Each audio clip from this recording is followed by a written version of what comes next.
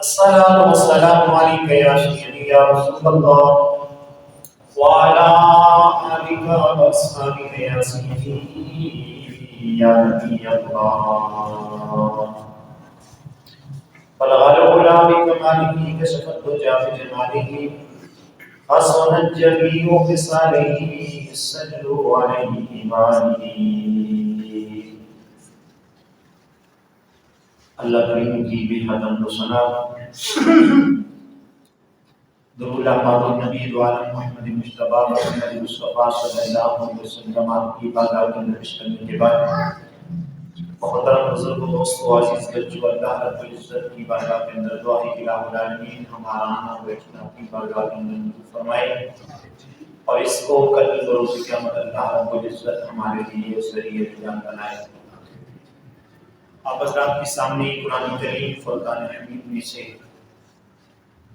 ایک آیت مبارکہ تلاوت کی ہے، جس میں اللہ رب العزت نے ارشاد فرمایا کہ جو اللہ رب العزت کی بارگاہ میں قتل ہو جائیں، اللہ کی راہ میں شہید ہو جائیں، انہیں مردہ نہ کہو بل احیاء، بلکہ وہ زندہ ہیں، صرف زندہ نہیں ہیں، عند ربہم یرزقون، اللہ کی طرف سے انہیں رزق بھی ملتا ہے اور وہ رزق بھی روش فرماتے ہیں۔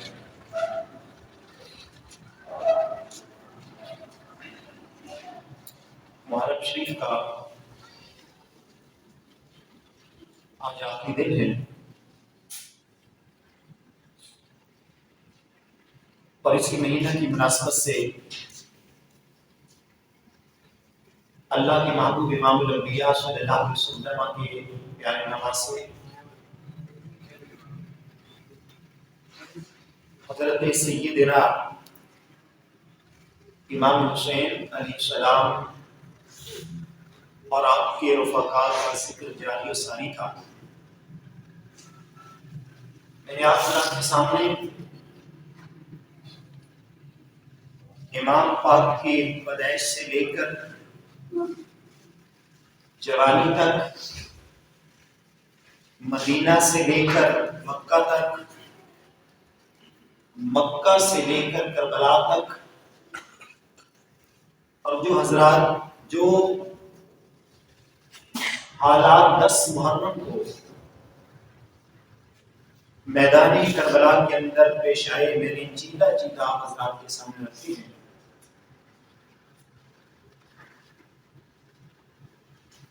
میرے امام اس دنیا سے شہادت نوش کر گئے، لیکن وہ شمع روشن کر گئے کہ جو قیامت تک نہ بجھے گی نہ کوئی اسے بجھا سکے گا۔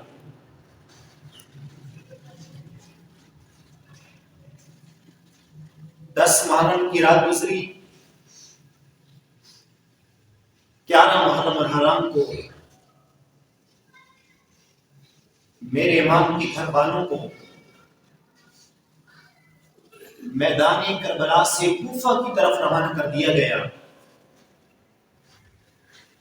اور جب یہ میدانی کربلا سے جا رہے تھے تو لاشوں کو الوداع کہا۔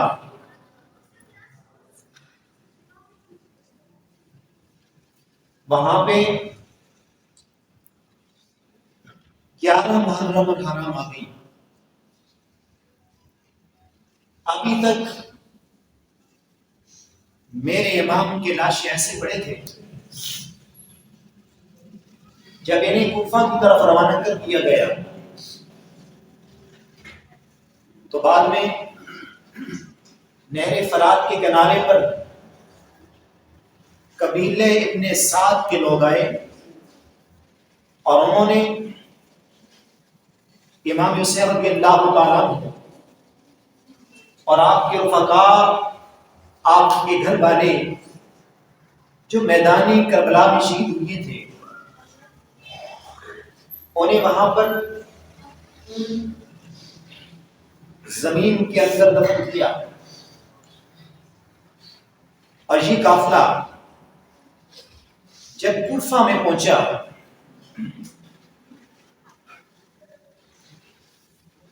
تو اس وقت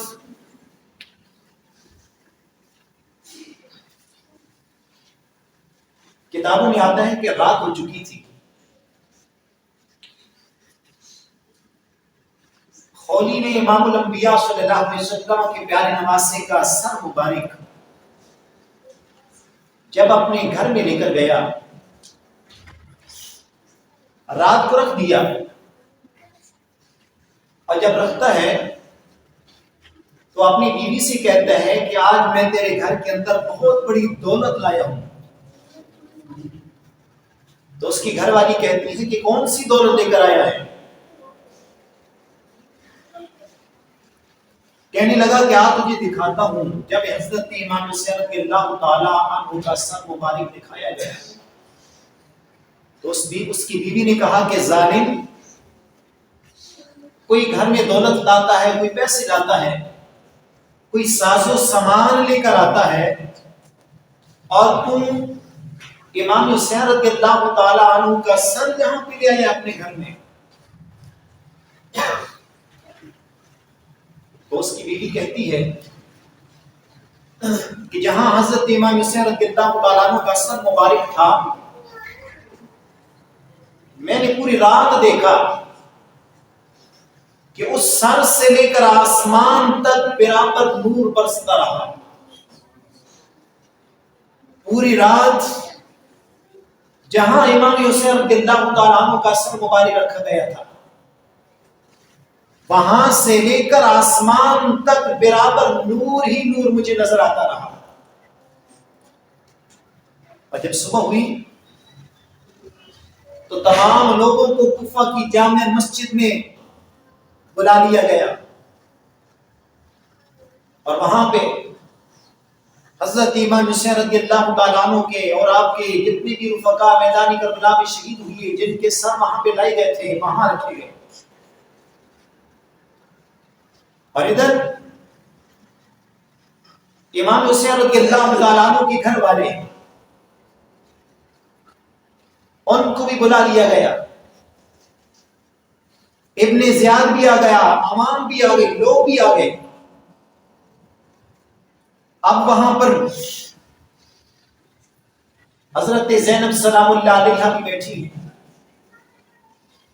آپ کے پاس حضرت امام زین العابدین جو آپ کے پیارے بھتیجے تھے، جن سے پیارے حسین کی نسل چلی اور قیامت تک رہے گی. اور یہاں پہ ایک بات کرتا چلوں گا کہ میدانی کربلا کے اندر اس وقت بچے تو حضرت امام زین العابدین تھے، جن سے امام حسین رضی اللہ تعالیٰ عنہ کی نسل چلی. اور آج دنیا کے اندر کوئی ایسا شہر موجود نہیں ہے، ایسا گاؤں موجود نہیں ہے کہ جہاں پر حسنی حسینی سید آپ کو نہ ملے. لیکن دوسری طرف جس تاج اور تخت کے لیے یزید نے یہ سب کچھ کروایا تھا، اپنے نام کو روشن کرنے کے لیے حضرت امام حسین رضی اللہ تعالیٰ عنہ کو شہید کروایا، رفقا کو شہید کروایا.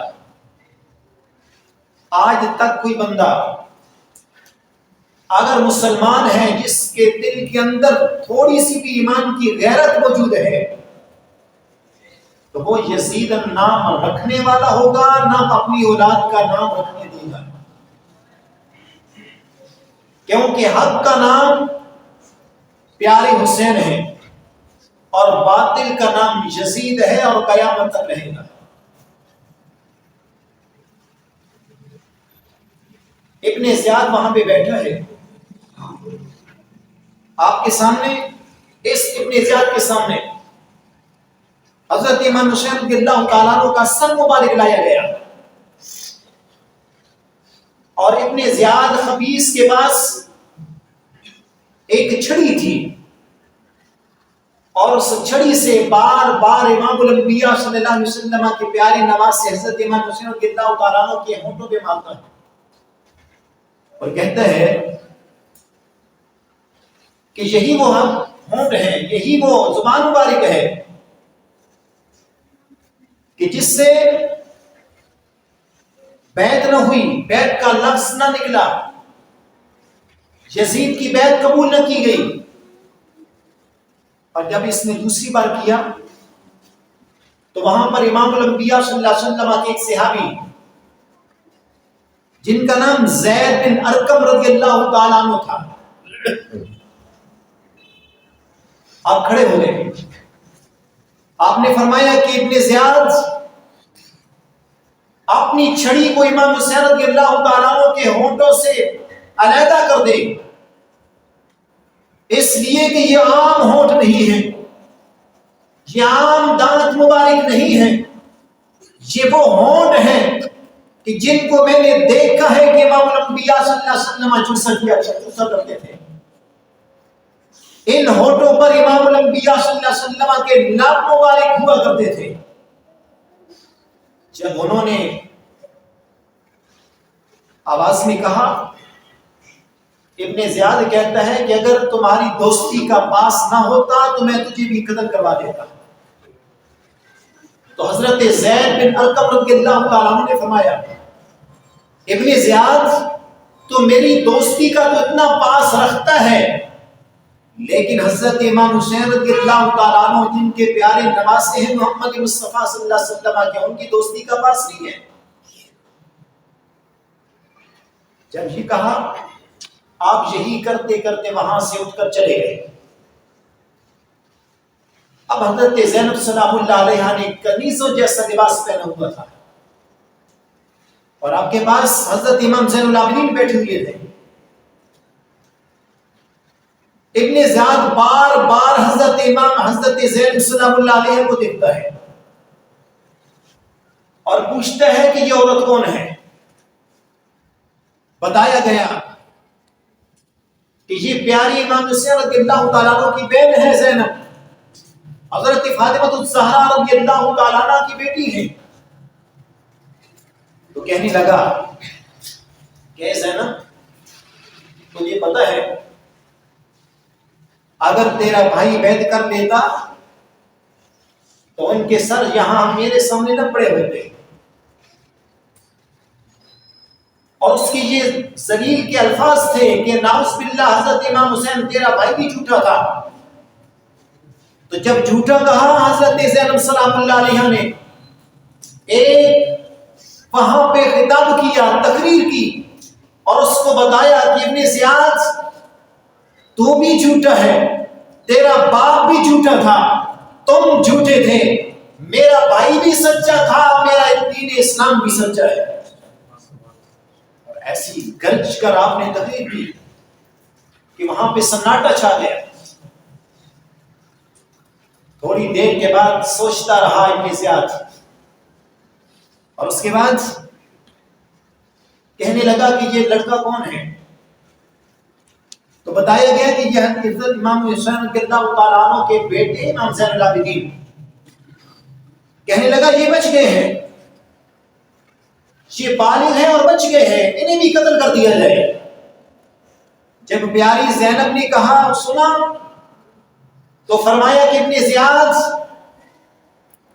تو نے میدان کربلا کے اندر میرے پیارے بھائیوں کو قتل کروایا، شہید کروایا، میرے چھوٹے چھوٹے بچوں کو شہید کروایا، ابھی بھی تم خون کے پیاسے ہو. اپنی باہوں میں امام زین العابدین کو لیا اور فرمایا کہ اگر ابن زیاد تو میرے بھتیجے کو قتل ہی کروانا چاہتا ہے تو پہلے مجھے شہید کروائے گا، پھر میں میرے بھتیجے کو قتل کرے گا. جب یہ آپ کے الفاظ تھے اس نے سوچنا شروع کیا. تھوڑی دیر کے بعد کہنے لگا کہ ان کے سروں کو اٹھاؤ اور کوفہ کے گلی بازاروں میں چکر لگوا دو تاکہ لوگوں کو پتہ چلے اور کوئی بھی یزید کے خلاف بات نہ کرے. تو وہاں پر امام حسین رضی اللہ تعالیٰ عنہ آپ کا سر مبارک اور آپ کے رفقا کی جو سر وہاں میدان کربلا سے یہ کوفہ میں لے کر گئے تھے، وہاں پر ان کو گلی کوچے میں پھرایا گیا. اس کے بعد اسی قافلہ کو پھر دمشق میں یزید کے پاس روانہ کر دیا گیا. اور صرف ظلم کی یہ انتہا نہ رہی کہ میدان کربلا کے اندر حضرت امام حسین اور آپ کے رفقا اور آپ کے بچوں کو پیاسا تڑپایا گیا، شہید کیا گیا. آپ یہاں سے کوفہ سے حضرت امام زین العابدین علیہ السلام آپ کے پاؤں اور گردن میں زنجیریں ڈالی گئی اور اونٹوں کی ننگی پیٹھ پر بٹھایا گیا. یہاں کوفہ سے دمشق کی طرف روانہ کر دیا گیا. اور جب یہ قافلہ جا رہا تھا تو راستے میں ایک رات آئی اور وہاں پر عیسائیوں کا ایک گرجا تھا، دیر کا گرجا. جب یہ قافلہ وہاں پہ پہنچتا ہے تو وہاں کا راہب دوڑ کر باہر آتا ہے اور دیکھتا ہے کہ آگے سر ہے، پیچھے قافلہ موجود ہے اور حضرت امام زین العابدین آپ کی گردن میں، آپ کے پاؤں مبارک میں زنجیروں سے جکڑے ہوئے ہیں، ننگی اونٹ کی پیٹھوں پر سوار کیا ہوا ہے. تو پوچھنے لگا یہ کس کا سر ہے؟ تو بتایا گیا کہ یہ پیارے امام الانبیاء صلی اللہ علیہ وسلم کے پیارے نواسی کا سر ہے. تو کہنے لگا کہ ظالموں، حضرت عیسیٰ علیہ السلام کی سواری کا ایک پاؤں کا وہاں نشان، وہاں کھر وہاں پر موجود ہے، اور عیسائی آج 500 سال گزرنے کے بعد بھی وہاں ادب و احترام اس کا کیا کرتے ہیں، اور تم نے نبی کے نواسے کو شہید کر دیا. اور کہنے لگا کہ مجھ سے پیسے لے لو، درم لے لو، اور آج رات یہ سر مجھے دے دو. ان کوفیوں نے آپس میں باہم مشورہ کیا. مشورہ کرنے کے بعد 10,000 درم کے عوض حضرت امام حسین رضی اللہ تعالیٰ عنہ کا سر اس رات کو دے دیا. اور پوری رات اس راہب نے حضرت امام حسین رضی اللہ تعالیٰ عنہ کا جو سر مبارک تھا اس کو دھویا، خون مبارک صاف کیا، خوشبو لگا کر پوری رات سامنے رکھ کر وہاں پہ بیٹھا رہا اور روتا رہا. جب صبح ہوئی تو ان کو 10,000 درم بھی دیتا ہے اور سر بھی واپس کرتا ہے اور کہتا ہے کہ لوگوں، میں اس گرجے کا راہب ہوں، لیکن اس کی وجہ سے جو میں نے انوارات دیکھے ہیں، جو میں نے اللہ رب العزت کا نور پیارے حسین کے سر پر برستا دیکھا ہے، آج میں راہب عیسائی نہیں ہوں بلکہ مصطفیٰ کا کلمہ پڑھ کر مسلمان ہوں. 10,000 درم بھی دے دیے، سر مبارک بھی دے دیا. اب یہ دمشق کی طرف چل رہے ہیں. راستے میں کہنے لگے کہ ہم یزید کے پاس جا رہے ہیں، ہمیں 10,000 درم مل چکے ہیں، شاید یزید ہمیں یہ پیسے نہ دے، ہم یہیں سے اپنے حصہ لے لیتے ہیں. جب وہ 10,000 درم جہاں پر اس کپڑے کا منہ کھولا گیا تو وہ 10,000 درم تو انہوں نے گن کر رکھے تھے، لیکن یہ 10,000 درم نہ رہے بلکہ وہ مٹی کی ٹھیکیاں بن چکے تھے. اور یہی قافلہ جب دمشق میں پہنچا، یزید کی بیوی نے جب دیکھا تو کہنے لگی کہ یزید اللہ رب العزت تجھ پر لعنت کرے، تو نے حضرت امام حسین رضی اللہ تعالیٰ عنہ کے ساتھ یہ کیا کیا ہے؟ اب میں تمہارے ساتھ نہیں رہنا چاہوں گی. اور اس وقت یزید نے جب دیکھا کہ حضرت امام حسین رضی اللہ تعالیٰ عنہ کے سر وہاں پر موجود ہیں، حضرت زینب سلام اللہ علیہ وہاں پر موجود ہیں، حضرت امام زین العابدین وہاں پر آ گئے ہیں، اور امام الانبیاء صلی اللہ علیہ وسلم کے پیارے نواسے کے بیٹے حضرت عمر بن حسین یہ بالکل چھوٹے سے تھے. تو جب اس نے پیارے حسین رضی اللہ تعالیٰ عنہ کا سر یزید نے اپنی گود میں رکھا تو وہاں پیارے حسین کے سر سے ایک خون کا قطرہ نکلا. اب رب ہے نا رب، انسان کو دکھاتا ہے لیکن کوئی سمجھے تو رب سمجھاتا ہے ہر انسان کو. جب انسان غلطی کرتا ہے رب اسے آنکھوں سے دکھاتا ہے, لیکن کوئی ہوتے ہیں جو ہدایت پا جاتے ہیں. وہاں سے خون کا قطرہ نکلا, اس نے اس تھال کو سوراخ کیا جس تھال کے اندر پیارے حسین کا سر تھا. اس کو سوراخ کرتا ہوا نیچے یزید کی ران تھی, اس کو سوراخ کیا. اس کو سوراخ کرتا ہوا زمین کے اندر چلا گیا. اب جب اس کی ران میں سوراخ ہوا, اس کا خون نکلتا ہے تو اس نے ہاتھ رکھ لیا کہ کہیں لوگوں کو پتہ نہ چل جائے. لیکن اللہ رب العزت نے بتایا کہ یزید تو حسین کو دنیا سے مٹانا چاہتا ہے, لیکن حسین شہید ہو کر ابھی بھی پیارے حسین مرے نہیں بلکہ زندہ ہیں. اور پھر لوگوں کو کہنے لگا کہ لوگوں اب پیارے حسین پہ ماتم کرو. سب سے پہلے یزید کے گھر میں 3 دن ماتم کیا جا رہا تھا. سب سے پہلے اگر ماتم ہوا تو یزید کے گھر سے شروع ہوا, اس میں 3 دن وہاں پہ ہوا. اور کبھی کبھی ناشتے پر امام حسین رضی اللہ تعالیٰ عنہ کے چھوٹے بیٹے عمر بن حسین کو بھی بٹھا لیتا, حضرت امام زین العابدین کو بٹھا لیتا, حضرت زینب سلام اللہ علیہ کو بھی بٹھا لیتا, ابی کلثوم کو بٹھا لیتا. تو ایک دن کہنے لگا پیارے حسین کے چھوٹے بچے سے, عمر بن حسین سے کہنے لگا, عمر بن حسین میرے بیٹے خالد سے لڑو گے؟ بچہ چھوٹا تھا پیارے حسین کا. فرمایا یزید اس طرح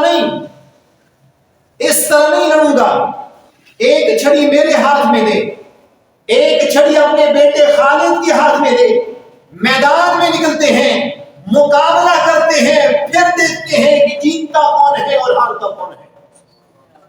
جب یزید نے سنا تو کہنے لگا کہ سنا تھا کہ شیروں کے بچے بھی شیر ہوا کرتے ہیں, لیکن آج پتہ چل گیا کہ واقعی شیروں کے بچے شیر ہوا کرتے ہیں. اور وہاں سے جب پیارے حسین کے گھر والوں کو مدینہ کی طرف روانہ کرنا چاہا تو کہنے لگا کہ کون سا بندہ ہوگا کہ جو آپ کے ساتھ کر لوں آپ مدینہ میں پہنچے. تو وہاں پر امام الانبیاء صلی اللہ علیہ وسلم کے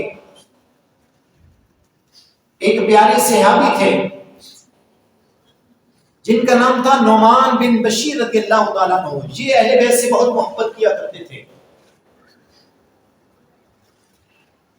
اور یہ اہل بیت کی گھرانہ کو لے کر جب واپس آ رہے تھے تو حضرت زینب سلام اللہ علیہ نے فرمایا کہ نعمان ہمیں اس راستے سے نہ لے جانا جو راستہ دمشق سے ڈائریکٹ مدینہ کی طرف پہنچ جاتا ہے. ہمیں اس راستے سے لے جاؤ جو راستہ میدان کربلا سے ہو کر مدینہ میں جاتا ہے. ہم دیکھیں کہ جن لاشوں کو ہم دیکھ کر آئے تھے کہ وہاں ایسے کھلے میدان میں پڑی تھی, جہاں میرے بھائی عباس کے کٹے ہوئے بازو وہاں پہ پڑے تھے, جہاں میرے بیٹے اونو محمد کے لاشیں ایسے پڑے تھے, جہاں میرے پیارے علی اکبر کا لاشا وہاں پہ پڑا تھا. میں دیکھنا چاہتی ہوں کہ کوئی آیا ہے انہیں بھی دفن کیا ہے یا نہیں کیا. تو نعمان بن بشیر لے کر آئے. 20 سفر کا اس دن تھا کہ جب یہ لوگ واپس پلٹ کر میدان کربلا میں آئے تھے. ایک دن 2 محرم کا دن تھا کہ میدان کربلا میں آئے. وہاں پہ سب موجود تھے, اہل بیت کے سارے گھرانے والے موجود تھے, لیکن آج 20 سفر کا دن ہے. آج دوبارہ یہ قافلہ لٹا ہوا. جب میدان کربلا میں آیا تو اس وقت میں نہ حسین تھا, نہ حسن تھا, نہ حسن بن علی تھا, نہ پیارے عباس تھے, نہ اونو محمد تھے, نہ علی اکبر تھے, نہ علی اصغر تھے. وہاں پہ جب یہ قافلہ پہنچا حضرت زینب سلام اللہ علیہ آپ نے جو ہی قدم رکھا تو وہ نظارہ آپ کے سامنے آ گیا. کہنے لگی کہ لوگوں جب ہم میدان کربلا میں یہاں پہ آئے تھے وہاں ہمارے جانوروں کی کجاویں رکھی گئے تھے، وہاں پیارے حسین کا خیمہ تھا، وہاں علی اکبر کا خیمہ تھا، وہاں میرا خیمہ تھا جہاں ہمارے جانور بندے ہوئے تھے۔ لیکن آج پیارے حسین کو بھی میدان کربلا میں شہید کیا گیا اور میرا گھر اجاڑ کر یہاں پر شہید کر دیے گئے۔ آج یہاں پر قبریں مل رہی ہیں۔ اور نعمان بن بشیر سے کہنے لگی کہ نعمان بن بشیر، میں چاہتی ہوں کہ ایک وہ رات تھی 10 محرم والی کہ پیارے حسین 9 محرم والی رات کہ ہم میں موجود تھے، آج وہ رات میں گزارنا چاہتی ہوں کہ آج میرا بھائی بھی میرے پاس نہیں موجود، علی اکبر بھی موجود نہیں ہے، چھوٹا سا 6 ماہ کا یسکر تھا وہ بھی پیاسا تڑپ رہا تھا، وہ بھی موجود نہیں ہے۔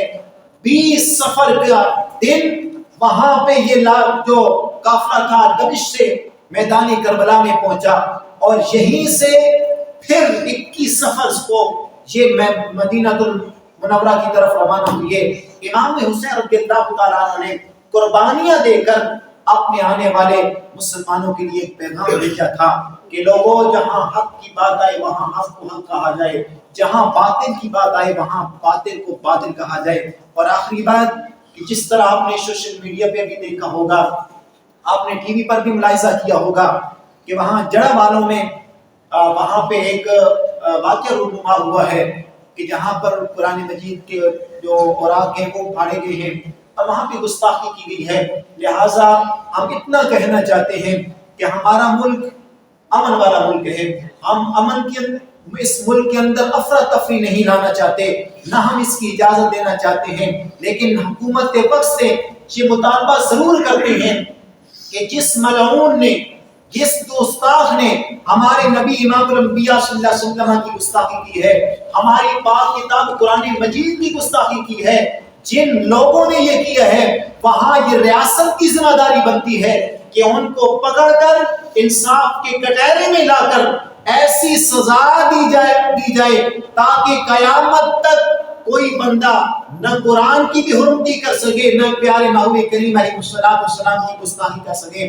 لہٰذا ہم اس بات کا اعادہ کرتے ہیں کہ ہمارا ملک ہے، ہمارے علماء نے یہ ملک میں بڑی قربانیاں دی ہیں، لہٰذا اس میں نہ افراتفری کی اجازت دیتے ہیں، نہ یہاں پر جو ہے کوئی کسی بات جو ہے ایسی کہ جس میں ہمارا ملک پاکستان پہلی حالات خراب ہیں جس میں کوئی انتشار کی بات ہو۔ اللہ رب العزت سے دعا کرتے ہیں کہ الہ العالمین ہمیں امن سے رہنے کی توفیق عطا فرمائے۔ وما علینا الا البلاغ۔